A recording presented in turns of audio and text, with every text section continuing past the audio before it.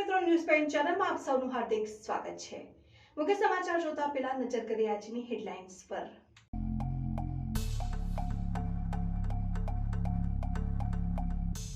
ભાદરવી પૂનમના મહામેળાને લઈને આજથી પ્રારંભ થયો। 12 સપ્ટેમ્બરથી 18 સપ્ટેમ્બર સુધી માં અંબાનો ભાદરવી પૂનમનો મહામેળો યોજાશે। કેન્દ્ર સરકાર અને ગુજરાત સરકારની મદદથી પાલનપુરમાં જમીનથી 17 મીટર ઊંચો ભારતનો બીજો 3 લેગ પુલનું આજે વિધાનસભા અધ્યક્ષ શંકરભાઈ ચૌધરી અને મંત્રી બળવંતસિંહ રાજપૂતના હસ્તે ઉદ્ઘાટન કરાયું। ન્યૂઝ પોઈન્ટ ગુજરાત ચેનલની અહેવાલની અસર આખરી દિયોદર આદર્શ હાઈસ્કૂલ સર્કલ પાસેનો ડિવાઈડર તંત્ર દ્વારા તોડવામાં આવ્યું। આદર્શ હાઈસ્કૂલ સર્કલ પહોળું કરાયું। અંબાજી જતા પદયાત્રીઓ માટે રતનપુર મેરવાડાના ઉમરદસની નદી ઉપરનો જર્જરિત પુલ જીવલેણ સાબિત થશે કે શું? પાલનપુર તાલુકાના ભાગળ જગાણા ગામે રામદેવ પીરના મંદિરે ભાદરવા સુદને નોમના દિવસે નેજા ચડાવવામાં આવ્યા। પાલનપુરમાં નવા ઉદ્ઘાટન કરાયેલા પુલને લઈને વાહન ચાલકોમાં ખુશી જોવા મળી હતી। આ પુલ બનાવવાથી અનેક વાહન ચાલકોને તેમજ અંબાજી જતા પદયાત્રીઓને મોટો ફાયદો થશે। રાજસ્થાનથી આવતા લોકોને અંબાજી જવા માટે શહેરમાં આવવું નહીં પડે અને પાલનપુર હાઈવે વિસ્તારના લોકોને સીધા જ અંબાજી જવા માટે પણ આ બ્રિજ ખૂબ જ ઉપયોગી થશે। પાલનપુરમાં ટ્રાફિકની સમસ્યા ખૂબ મોટી સમસ્યા હતી, જે સમસ્યામાંથી પણ લોકોને છુટકારો મળશે। ત્યારે આ બ્રિજ બનવાની લઈને વાહન ચાલકો અને શહેરીજનોમાં ખુશી જોવા મળી હતી।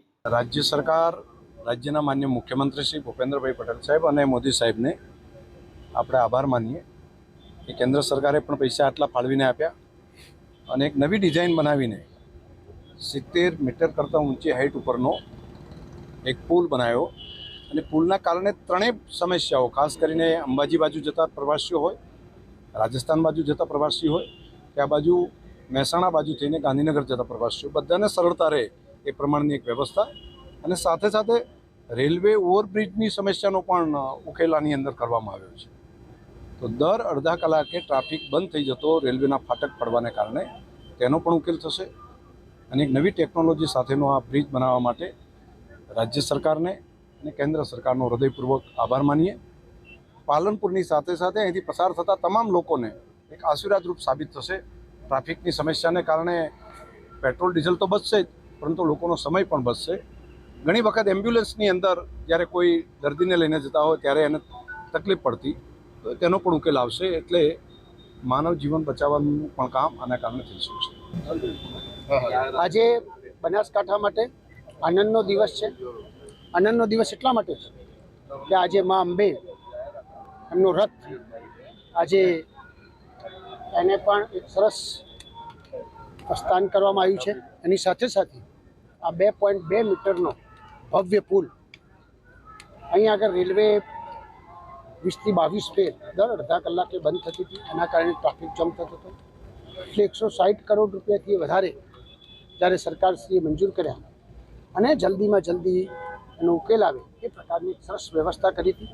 એના ભાગરૂપે આજે આટલો સરસ પુલ, જેમ હમણાં સાહેબે કીધું 70 મીટરથી એટલે આખા ભારતમાં આટલો ઊંચો પુલ પહેલો પુલ હશે એવી એક અદ્ભુત ડિઝાઇન કરીને આજે ખુલ્લો મૂક્યો છે, તો લોકોને આશીર્વાદરૂપ થવાનું। અરે આજે આ બ્રિજનું લોકાર્પણ એક અનેરો અવસર પાલનપુરની પ્રજા માટે એટલું જ નહીં, પણ રાજસ્થાનથી અમદાવાદ તરફ જતા વાહનો માટે, અમદાવાદથી રાજસ્થાન અંબાજી જતા માટે ટ્રાફિકની જે સમસ્યા હતી, વર્ષો જૂની સમસ્યા હતી, આજે ગુજરાત સરકારમાંથી કેન્દ્ર સરકારની સહાયથી આ કામ પૂરું થયું છે। બ્રિજનું ઉદ્ઘાટન થયું છે। લોકાર્પણ માનનીય શંકરભાઈ ચૌધરી સાહેબ અને બળવંતસિંહ રાજપૂત સાહેબે જે કર્યું એ ખૂબ જ અભિનંદન અને સરકારને અમે પણ આભારી છીએ કે પાલનપુરની પ્રજાને એક પ્રશ્નોમાંથી ઉજાગર કરવા માટે એક સ્વપ્ન સાકાર થયું। બ્રિજ નવું બનાવ્યું હોય, બહુ સારું બનાવ્યું હોય પબ્લિક માટે। પહેલા જે ફાટક વગેરે નડતું હતું એ બધું કશું નહીં થાય। હવે પબ્લિકને બી સારું હોય, રાજસ્થાન જવું હોય કે અંબાજી જવું હોય, અમદાવાદથી આવવું હોય તો બી નીચે જે ટ્રાફિક હતું એ ના નડે, બારોબાર પબ્લિક નીકળી જાય। આજે નવા પુલ પરથી પસાર થાય કેવું લાગે? બહુ જ સરસ લાગે છે। આ અમને છોકરા સ્કૂલમાંથી ડાયરેક્ટ જ કીધું હોય કે પુલ ઉપરથી લઈ જાઓ અમને, પછી ઘરે જઈએ। બહુ સારું લાગે, બહુ સરસ। મારું નામ છે શોભા કચોરી। લાખો માઈ ભક્તો પગપાળા ચાલીને માના દર્શન માટે આવે છે, ત્યારે દૂર દૂરથી પગપાળા ચાલીને આવતા માઈ ભક્તો માટે અનેક સેવા કેમ્પો દ્વારા સેવાઓ કરવામાં આવી રહી છે। ત્યારે બનાસ ડેરી તેમજ બનાસ મેડિકલ કોલેજ દ્વારા દાતા નજીક સેવા કેમ્પનો વિધાનસભા અધ્યક્ષ ચેરમેન શંકરભાઈ ચૌધરી દ્વારા શુભારંભ કરવામાં આવ્યો હતો. અધ્યક્ષે કહ્યું હતું કે આ કેમ્પમાં નાસ્તા, ઉકાળા સહિત મેડિકલ સુવિધા પણ ઉપલબ્ધ કરવામાં આવી છે. 20થી વધુ ડોક્ટરોની ટીમો સતત ખડે પગે રહેશે. કેમ્પમાં એમ્બ્યુલન્સ પણ રાખવામાં આવી છે. રાજ્ય સરકાર અને વહીવટીતંત્ર દ્વારા પદયાત્રીઓ માટે તમામ વ્યવસ્થાઓ કરવામાં આવી છે. સેવાભાવી સંસ્થાઓ દ્વારા પણ અનેક સેવા કેમ્પો થકી સેવા કરવામાં આવી રહી છે. બનાસ મેડિકલ કોલેજ દ્વારા આ કેમ્પમાં પદયાત્રીઓ માટે 20 બેડની એક મિની હોસ્પિટલ ઊભી કરવામાં આવી છે, જેમાં પદયાત્રીઓને કોઈપણ જાતની શારીરિક તકલીફ થાય તો આ મેડિકલ કેમ્પમાં ઓક્સિજન સહિતની સારવાર લઈ શકે તે માટેની વ્યવસ્થા કરવામાં આવી છે. 20થી વધુ ડોક્ટરોની ટીમો આ કેમ્પમાં 24 કલાક ખડે પગે રહેશે. એક્યુપ્રેશર તેમજ મેડિકલની તમામ દવાઓ સહિતની સુવિધા આ કેમ્પમાં આપવામાં આવશે. તેમજ પદયાત્રીઓને આરામ કરવા માટે 100થી વધુ ગાદલા, પલંગ સહિતની સુવિધા આપવામાં આવી છે. મા અંબાના દર્શને લાખો શ્રદ્ધાળુ ભક્તિભાવપૂર્વક માના દર્શન કરવા પગપાળા ચાલીને આવે છે. માનનીય મુખ્યમંત્રી ભૂપેન્દ્રભાઈ પટેલની આગેવાનીમાં રાજ્ય સરકારે અનેક વ્યવસ્થાઓ કરી છે. સ્વૈચ્છિક સંસ્થાઓએ પણ અનેક કેમ્પો કરીને આવતા યાત્રાળુઓને મદદ કરી શકાય, તેનું સેવા કરી શકાય તેવા ખૂબ કામો થયા છે. અહીંયા બનાસ ડેરી અને પશુપાલકો સાથે જોડાયેલ medical college, Banas medical college, એની સાથે અહીંયા સેવા કેમ્પ, મેડિકલ માટેના સેવા કેમ્પની શરૂઆત કરી છે. અમે દર વર્ષે કરીએ છીએ. પીચોના ડૉક્ટર પણ છે અહીંયા. હાર્ટ માટેની પણ વેન્ટિલેટર સુધીની વ્યવસ્થા અહીં રાખીએ છીએ. એમ્બ્યુલન્સ પણ રાખીએ છીએ. વચ્ચે કોઈ બીમાર પડે, કોઈ પગમાં છાલા પડ્યા હોય, મસલ્સ ખેંચાઈ ગયા હોય તો એ બધા માટે અહીંયા સેવાનું કામ લગભગ 3 ટર્મમાં 8 કરતાં વધારે ડૉક્ટરો સતત સાથે રહીને આ સેવાકીય કામ કરે છે. સેવાનો ભાવ મનની અંદર નિર્માણ થાય તો એ ઈશ્વરથી નજીક લઈ જતા હોય છે. મા જગદંબાની સેવા કરતા હોય એ જ ભાવથી અહીંયા સેવાભાવી સંસ્થાઓ કેમ્પના માધ્યમથી લોકોની સેવા કરે છે. તમામને મા જગદંબા શક્તિ આપે, ભક્તિ આપે, દરેકનું કલ્યાણ કરે એવી શુભકામનાઓ. લાખો માઈ ભક્તો પગપાળા માતાજીના દર્શન માટે જતા હોય છે અને એ લોકોને રસ્તામાં થાક લાગે, ઈજા થાય, કંઈ પણ મેડિકલ ઇમરજન્સી ઊભી થાય તો એના માટે, સેવા માટે આપણે બનાસ ડેરીના ચેરમેન, ગુજરાત વિધાનસભાના અધ્યક્ષ અને બનાસ ડેરીના આદ્ય સ્થાપક શંકરભાઈ સાહેબના નેતૃત્વમાં એક બનાસ મેડિકલ કોલેજ તરફથી મેડિકલ કેમ્પ ખોલવામાં આવ્યો છે. અહીંયા એક મિની હોસ્પિટલ ઊભી કરી દેવામાં આવી છે. 3 શિફ્ટમાં 12 ડૉક્ટરો કામ કરશે, 36 ડૉક્ટરો, નર્સિંગ સ્ટાફ, પેરામેડિકલ સ્ટાફ કામ કરશે. અહીંયા તમામ જાતની સુવિધાઓ, પાટાપિંડી, થાક લાગ્યો હોય તો એના મસાજ કરવા માટેના મશીન, ડિફેબ્રિલેટર, તમામ મોનિટર અને કંઈ એટેક આવ્યો હોય કે ઇમરજન્સી હોય તો તમામ જાતની સુવિધાઓ મેડિકલ કોલેજ તરફથી કરવામાં આવી છે અને એમ્બ્યુલન્સની પણ વ્યવસ્થા કરવામાં આવી છે. અને આજે અમારા લીડર ગુજરાત વિધાનસભાના અધ્યક્ષ અને ડેરીના ચેરમેન શંકરભાઈ સાહેબના હસ્તે ઉદ્ઘાટન કરવામાં આવ્યું છે અને સેવા માટે એક સમર્પિત કરવામાં આવ્યું છે. દિયોદર શહેરમાં છેલ્લા ઘણા સમયથી ટ્રાફિકની સમસ્યા દિન પ્રતિદિન વકરી રહી છે, જેને લઈને અનેક અકસ્માતની ઘટના સર્જાય છે. તેમ છતાં તંત્ર દ્વારા કોઈ એક્શન લેવામાં આવતા નથી. ત્યારે ગઈકાલે દિયોદર આદર્શ હાઈસ્કૂલ સર્કલ પાસે સવારે 10 વાગે ભારે ટ્રાફિક સમસ્યા નિવારણ માટે દિયોદર જીઆઈડી મહિલા જવાન ટ્રાફિક હલ કરવા ફરજ પર હતા, ત્યારે એક વાહને જીઆઈડી મહિલાને અડફેટે લેતા અકસ્માત સર્જાયો હતો, જેનો અહેવાલ ન્યૂઝ પોઈન્ટ ગુજરાત દ્વારા સમાચાર પ્રસિદ્ધ કરવા આખરે હવે મોડે દિયોદર માર્ગ અને મકાન વિભાગના એકદમ સફાળું જાગ્યું છે અને આજે બપોર બાદ દિયોદર આદર્શ હાઈસ્કૂલ પાસે સર્કલ પર જેસીબી મશીન વડે એક ડિવાઈડરને તોડી માર્ગ અને મકાન વિભાગે હાલ તો સંતોષ માની લીધો છે. ત્યારે દિયોદર શહેરના લોકોમાં અનેક ચર્ચાએ જોર પકડ્યું છે કે શું એક ડિવાઈડરને તોડવાથી દિયોદર શહેરની ટ્રાફિકની સમસ્યાનો કાયમી હલ આવશે ખરા, જેવા અનેક સવાલો લોકમુખે ચર્ચાઈ રહ્યા છે. બીજી બાજુ દિયોદર આદર્શ હાઈસ્કૂલ સર્કલ પાસે સવારે 10:30 અને સાંજના 5 કલાકે ટ્રાફિકની સમસ્યા માથાના દુખાવા સમાન સર્જાય છે, જેના નિવારણ માટે દિયોદર પોલીસની ટીમ પણ ખડે પગે જોવા મળે છે. પરંતુ હાઈવે પર આવેલા શોપિંગો આગળ પાર્કિંગની વ્યવસ્થા ન હોવાના લીધે વારંવાર ટ્રાફિકની સમસ્યા સર્જાતી હોવાનું જાણવા મળે છે। ત્યારે હવે તો એ જોવાનું જ રહ્યું કે દિયોદર હાઈવે પર સુવા માર્ગ અને મકાન વિભાગ દ્વારા કરાયેલ કામગીરીથી ટ્રાફિકની સમસ્યા દૂર થશે ખરા, જેને લઈને લોકોમાં અનેક સવાલો વહેતા થયા છે। પાલનપુર તાલુકાના ભાગડ જગાણા ગામે રામદેવ પીરના મંદિરે ભાદરવા પૂનમને નોમના દિવસે નેજા ચડાવવામાં આવ્યા હતા। ગ્રામજનો દ્વારા વાજતે ગાતે ઢોલ નગારા સાથે ગામમાં શોભાયાત્રા કાઢવામાં આવે છે। દર વર્ષની જેમ પરંપરાગત ગ્રામજનો દ્વારા દર ભાદરવા સુદને નોમના દિવસે ગ્રામજનો દ્વારા રામદેવ પીરના મંદિરે નેજા ચડાવવામાં આવે છે। ગ્રામજનો દ્વારા 9 દિવસ ભજન કીર્તન રાખવામાં આવે છે અને નોમના દિવસે રામદેવ પીરના મંદિર ખાતે નેજા ચડાવીને પૂર્ણાહુતિ કરવામાં આવે છે।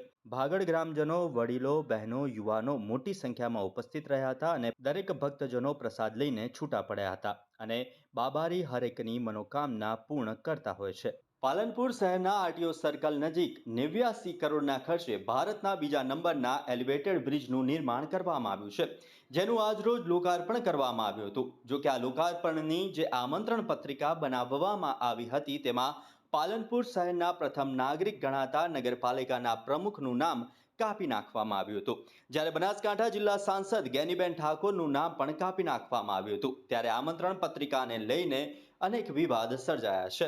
જો કે પાલનપુર નગરપાલિકાના પ્રમુખ અને જિલ્લા સાંસદનું નામ કપાતા હતા અને શહેરભરમાં ચર્ચાએ જોર પકડ્યું છે। પાલનપુર શહેરમાં આજે આરટીઓ સર્કલ એલિવેટેડ બ્રિજનું લોકાર્પણ વિધાનસભાના અધ્યક્ષ શંકર ચૌધરી અને કેબિનેટ મંત્રી બળવંતસિંહ રાજપૂતના હસ્તે કરવામાં આવ્યું। જો કે આ સમગ્ર કાર્યક્રમ માટેની ઈ પત્રિકા બનાવવામાં આવી હતી, જેમાં પાલનપુર નગરપાલિકાના પ્રમુખ ચિમનલાલ સોલંકી અને બનાસકાંઠા જિલ્લાના સાંસદ ગેનીબેન ઠાકોરનું નામ કાપી નાખવામાં આવતા શહેરભરમાં ચર્ચાએ જોર પકડ્યું હતું। થરાદની આનંદ કૃપા સોસાયટીમાં ગણેશ ઉત્સવ ઉજવાયો। શ્રી કિરણભાઈ પ્રજાપતિના ઘરે ગણેશ ચતુર્થીના દિવસે સ્થાપના કરી 5 દિવસ દાદાને પૂજા આરતી કરવામાં આવી।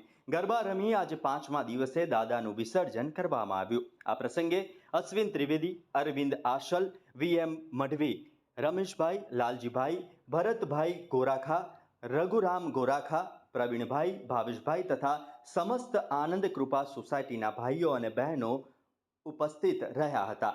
આરતી પૂજા આરાધના કરી વાજતે ગાજતે દાદાનું વિસર્જન કરાયું।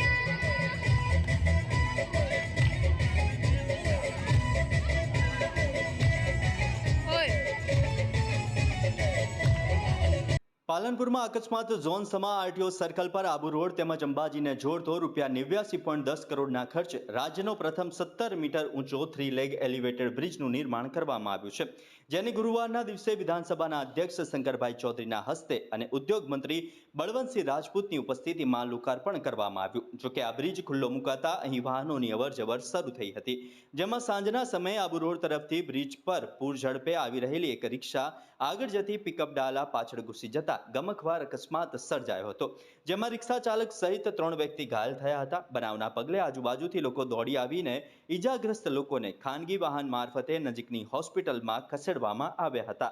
જો કે આ અકસ્માતમાં રિક્ષાને ભારે નુકસાન થવા પામ્યું હતું। બનાવને લઈને પોલીસ દોડી આવી હતી અને ટ્રાફિક ખુલ્લો કરાવ્યો હતો। વિશ્વ પ્રસિદ્ધ યાત્રાધામ અંબાજી ખાતે ગુરુવારે મહામેળાની શરૂઆત થઈ રહી છે અને લાખોની સંખ્યામાં પગપાળા જતા પદયાત્રીઓમાં માં અંબાના દર્શન કરશે। ત્યારે પાલનપુર તાલુકાના મેરવાડા રતનપુર ગામની મધ્યમાંથી ઉમરદશી નદી પસાર થાય છે, જેના પર ઘણા વર્ષો પહેલા પુલનું નિર્માણ થયેલ છે, જ્યાં આ પુલની બંને સાઈડની દિવાલો જર્જરિત બનતો આ પુલ હાલમાં તો જીવલેણ સાબિત થાય તેવી ભીતિ સેવાઈ રહી છે, જ્યાં આ જર્જરિત પુલ ઉપરથી મોટી સંખ્યામાં પદયાત્રીઓ પસાર થશે, જેને લઈને ગ્રામજનો દ્વારા આ જોખમી અને જર્જરિત બનેલા પુલ ઉપરથી પસાર થનાર પદયાત્રીઓ માટે અસુરક્ષિત સાબિત થશે।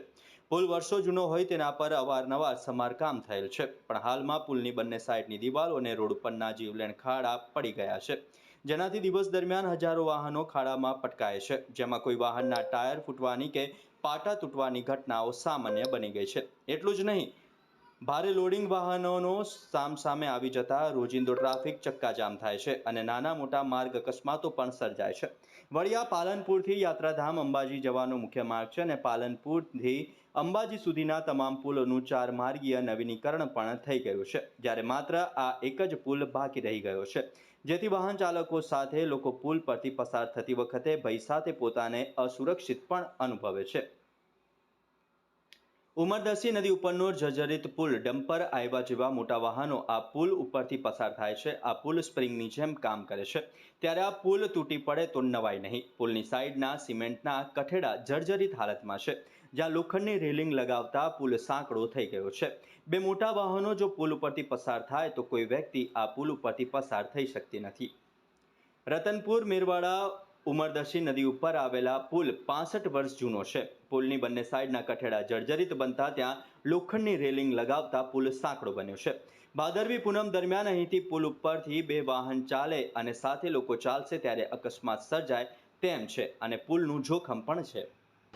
આ કહેવાનું એ થાય છે કે અહીંયા અમારે સાધનોની અવર જવર ખૂબ વધી ગઈ છે અને અહીંયા બધા નાના સાધનો તો ઓછા પણ મોટા સાધનો માનો કે ડમ્પર છે, આવ્યા છે, એવા બધા રાતના સમયે ખૂબ ચાલે છે અને ગમે ત્યારે આ પુલ સ્પ્રિંગની પેટે કામ કરે છે. ગમે ત્યારે તમે અહીંયા ચાલો તો આખો પુલ જેમ વાઇબ્રેટ કરતો હોય એ રીતનું થાય છે અને અહીંયા ચાલવાની પણ ડર લાગે છે હાલ તો, કારણ કે ગમે ત્યારે પુલ પડી શકે છે અને બંને બાજુની જે દિવાલો છે એ દિવાલો પણ કોઈ બરાબર કરેલી નથી, કારણ કે પુલ જો સાધન પાસેથી ચાલે તો દિવાલો પણ પડી શકે છે અને જે એને પેલા જે લોખંડના સાઈડો મારેલી છે એ એકદમ જે દિવાલ છે દિવાલથી આગળ મારેલી છે, એટલે બંને સાધન એકદમ નજીક જો આમ ઘસીને ચાલે એવી પરિસ્થિતિ છે. માણસ તો જો 2 સાધન ચાલે તો માણસ ચાલી જ શકતું નથી, એટલે અહીંયા તો લોકોને જવું હોય તો પણ બીક લાગે છે, અવર જવર કરી જ નહીં શકતા.